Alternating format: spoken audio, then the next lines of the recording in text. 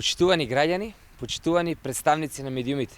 Вчера Христијан Мицкоски јавно кажа дека преговарал со компании и дека бил во завршна фаза за подготовка на тендерска документација за набавка на автобуси во град Скопје.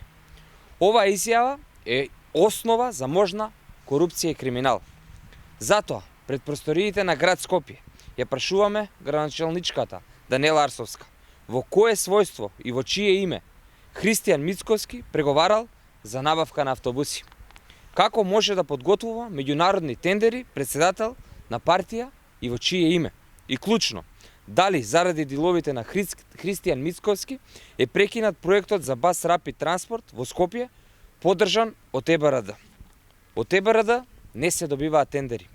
Очигледно на повидок е голем скандал според зборовите на самиот Мицкоски.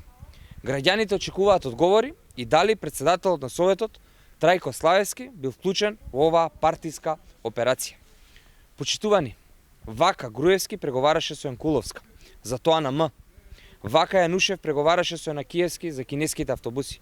Вака Груевски најавуваше трамвајски автобуси во градот Скопје.